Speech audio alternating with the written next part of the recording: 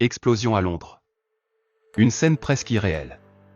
Dans les bureaux fermés de Chelsea, alors que le mercato semblait se diriger vers une fin relativement calme, un seul homme a tout changé. Florentino Pérez, le président du Real Madrid, a surgi tel un stratège de l'ombre. Il a déposé 120 millions d'euros.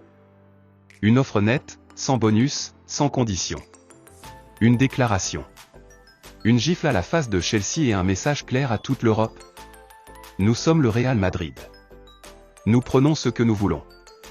Ce mouvement n'est pas seulement un transfert. C'est un acte politique, stratégique et symbolique. Le joueur visé ? Cole Palmer. Le joyau anglais. Le jeune crack de 22 ans qui, en quelques mois, a conquis le cœur des fans, bousculé les défenses les plus expérimentées, et fait trembler les réseaux sociaux avec des highlights de folie.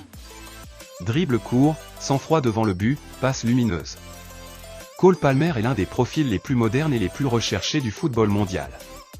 Et pourtant, c'est le Real Madrid qui s'impose. Pourquoi maintenant ? Pourquoi lui ? La réponse est simple, vision. Florentino Pérez ne gère pas un club, il bâtit un empire. Et pour bâtir un empire, il faut des fondations solides.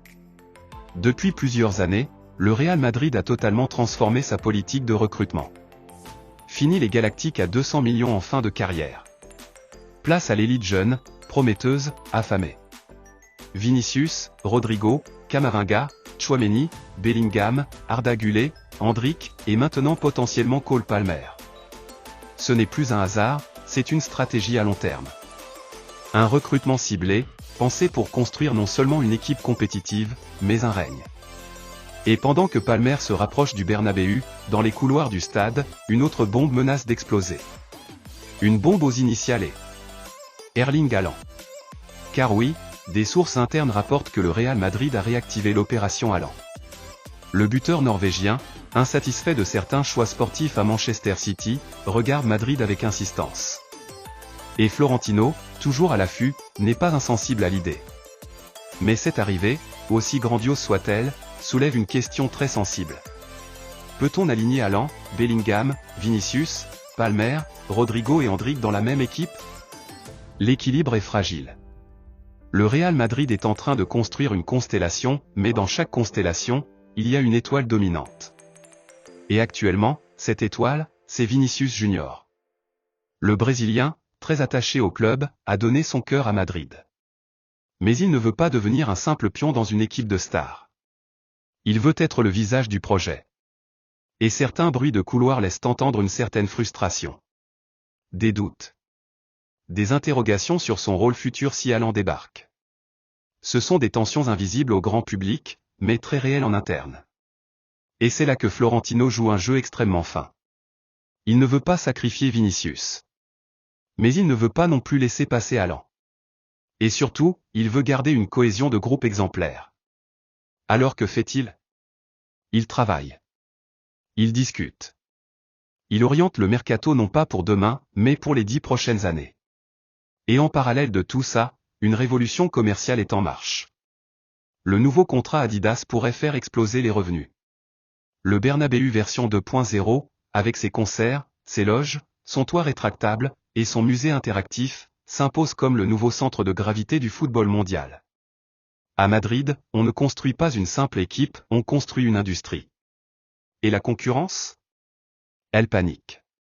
À Paris, on tente de retenir Mbappé une fois de plus. À Manchester City, on observe les mouvements madrilènes avec une nervosité inhabituelle. À Barcelone, silence total. On regarde, impuissant. Car pendant que certains clubs se débattent dans des problèmes financiers, des conflits internes ou des batailles d'ego, le Real Madrid avance. Lentement. Silencieusement. Stratégiquement. Et chaque décision est une pièce de plus dans un puzzle que seul Florentino semble comprendre dans sa globalité. Cole Palmer n'est que le début. Derrière lui, d'autres noms sont évoqués, Florian Wirtz, Alphonso Davies, Lenny Yoro, et même un certain Xavi Alonso pour reprendre l'équipe un jour, si Ancelotti décide de passer le flambeau. Ce que le Real Madrid prépare, c'est une dynastie. Une machine bien huilée, jeune, intense, brillante, et taillée pour dominer en Espagne, en Europe, et dans le monde entier.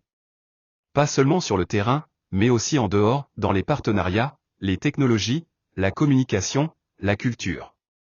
Madridista, ce n'est pas un simple été de mercato. C'est le prélude d'un âge d'or. Et si Cole Palmer pose effectivement ses valises à Madrid, ce ne sera pas juste un nouveau transfert.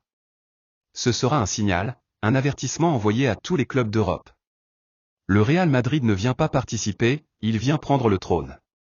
Alors abonnez-vous, activez la cloche, car ce que vous venez d'entendre, ce n'est que le début d'un nouveau chapitre. Et ici, vous serez les premiers à tout savoir, en direct de la Maison Blanche du football.